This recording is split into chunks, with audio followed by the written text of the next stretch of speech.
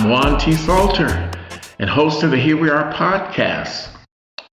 This podcast is dedicated to exploring topics, history, politics, queerdom, perspective of Black folk and people of color, the American demographic future, geography, local issues and culture, a lot of things dealing with Gen X, and whatever else we discover along our nerdy way. This particular series of episodes continues to delve into a relevant social political topic of late queerdom, and specifically the idea that LGBTQ people recruit, or as the conservative right wing likes to call it, groom unsuspecting youth into choosing to be queer.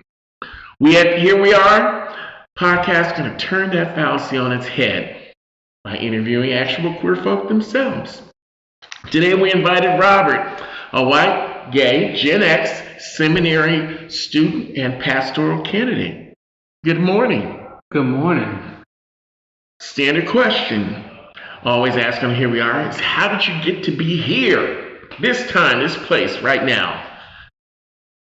Well, how I came here to Memphis was in 2012. I met my husband. And I was living in Nashville, he was living in Memphis, and we met at a mall, and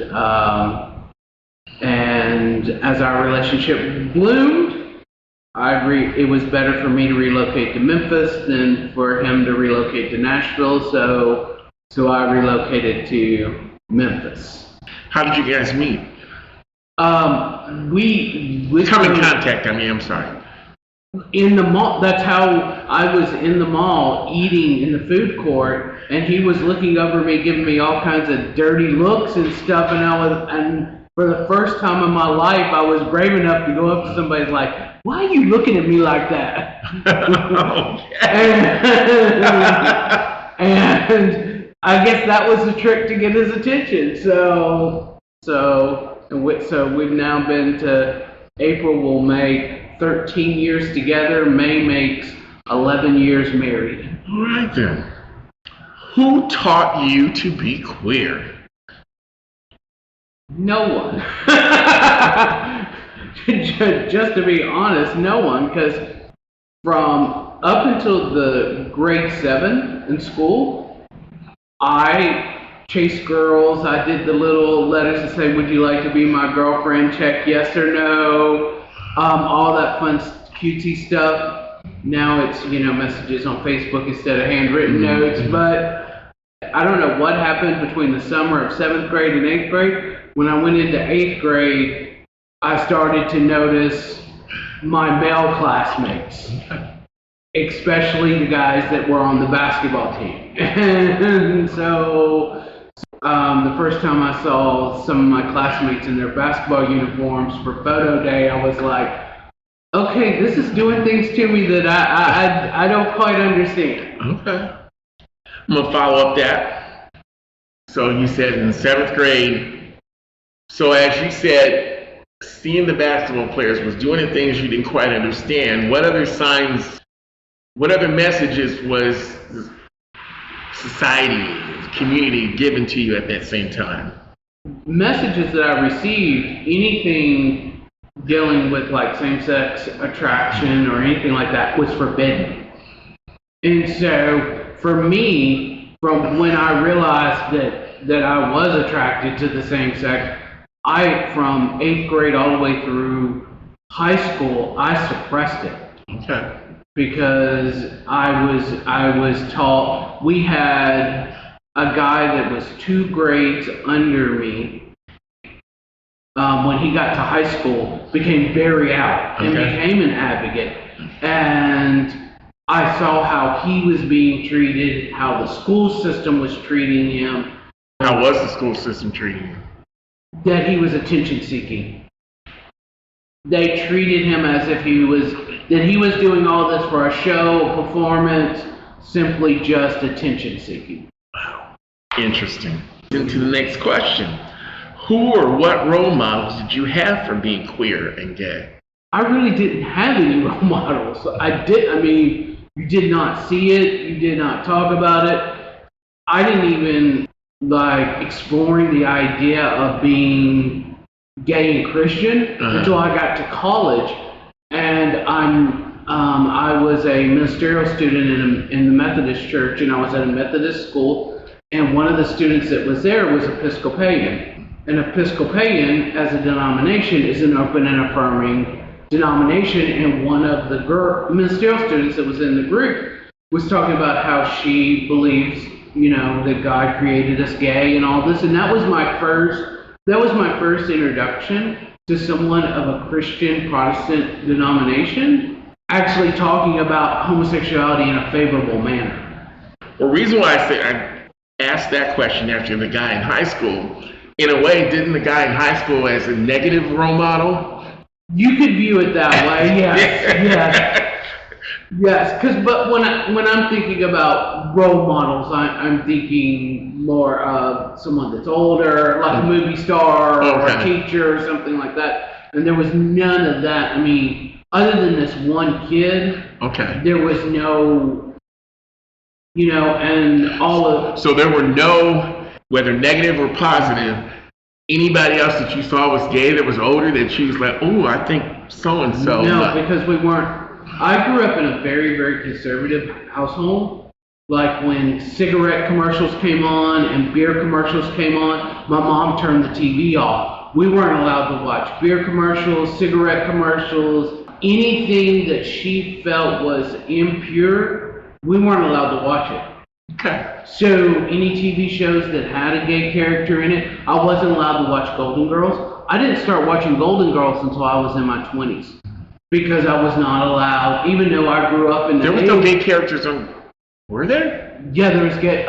Blanche's brother was gay, and they do a whole series on him being gay and being married and all of that. I missed all that. Wow. Yeah, you need to go. It's really, really good. It's really, really good. Dorothy and Rose, and there's also an episode with a lesbian character that falls in love with Rose. So I wasn't allowed to watch Golden Girls, Will and Grace didn't come out until I was older anyway, but anything outside of heteronormative activity, I wasn't allowed to watch. I do remember one time in 1996, one of the news medias, I think it was Dateline, was doing a feature on Pride events. I was watching the news and my mom immediately turned the TV on when they came on and talked about Pride events. Okay. For me, there was no exposure until I got to college. This is kind of interesting. So now that you've been out, your parents, besides the religious aspect, was there some family history somewhere? Because the reason why I'm asking that, because to my mind, the way you describe your mother's reaction, it was like, that sounds somebody in the history that we're trying to possibly not acknowledge. Was there anybody? Not to my knowledge. Okay. If there was somebody, it wasn't talked about. Well, I'm sure it wasn't talked about. As I've gotten older, more family secrets are coming out. Okay. So there could be somewhere down the road something that nobody's talking about that just hasn't came out. Okay. What term did you find acceptable? Queer, gay, same-gender loving, and that bisexual? The last couple of interviews, it's like I didn't even think bisexual. And they've changed over time as what people are more comfortable with. Right. So for me, originally, when I first came into myself, it was gay. But as I am getting older, same-gender loving is more appropriate. Right. And that's also something in academic circles, like textbooks that we use for seminary and stuff. You're not going to see terms gay, lesbian, bisexual. You're going to see either terms queer, or you're going to see terms same-gender loving. They have a lot of the academic textbooks have eliminated terminology such as gay, bisexual, things like that. How did you come out? I was outed. I Oh didn't my goodness. come out. So I had the college that I went to was it's now no longer exists, but at that time it was the only 2-year private school with dormitories. It was a 2-year private school, and so students went there for 2 years, and then they moved from that school to Tennessee Wesleyan in Athens, Tennessee. Okay. And This was a college, right? This was a college. Okay. This was a college, and it was ran by the United Methodist Church, and so there was a atmosphere among the professors that I was gay, and I started to personally get bullied. By professors? By some professors. I had one professor that found a picture in his classroom, a regular picture, like, film picture in his classroom of some guy in a thong, and you could see it visually showed his ass cheeks and everything.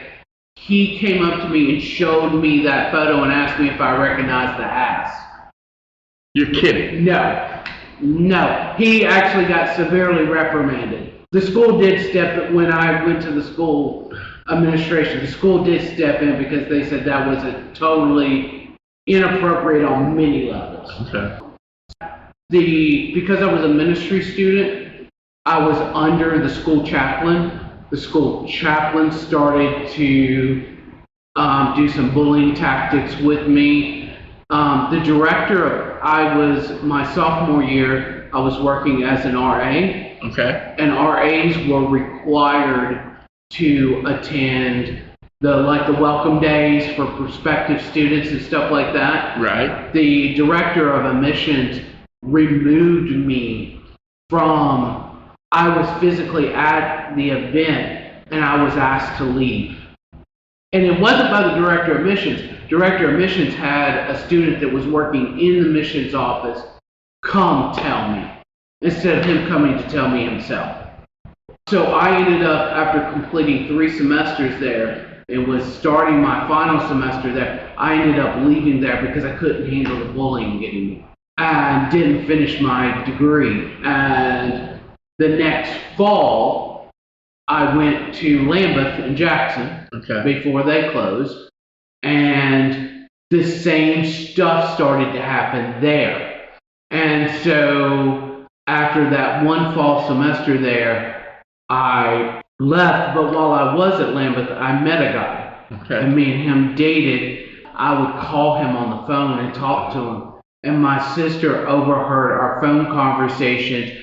And one day when my mom went to go pick her up at school, she broke down crying about the fact that her brother was gay. My parents confronted me and told me either I had to break up with my boyfriend or I had to move out. Well, so that's definitely coming out. It was not the coming out I wanted. Well, besides knowing that or suspecting you were talking to a guy, how did she know that you were gay? Probably from just the way that we were talking on the phone. And the fact I was using a male name. Okay. Do you have any regrets about your process and all that? I do, because I felt like I didn't get an opportunity to do it myself. Like, if I would have known, my parents did not have cell phones or anything. Even at this point, this is the early 2000s, my parents didn't get their first cell phones until 2010, 2011. We had home phone and that was it. So I was restricted. And when I started to work and started to get a job, the first thing I did was get me a cell phone so where I could go somewhere else away from the house to have phone conversations. So, but yeah, I just regret the fact that I didn't get to do it the way that I wanted to do it. What is your relationship with your family now? Well, if you want to tell us. I'm fine with that. My mom never got over the fact that I was gay. Even when I started seminary in 2022, she said to me, I hope that with your seminary process or whatever, that you'll end up divorcing your husband and finding a wife and having a family. She physically said that to me like a couple of months before she passed away. So she passed away. I was actually, the ironic thing was me and my husband were the ones that were there when she took her last breath. None of the rest of the family. My dad, he came around. Okay. He came around and passed away before anybody could make the drive to the hospital.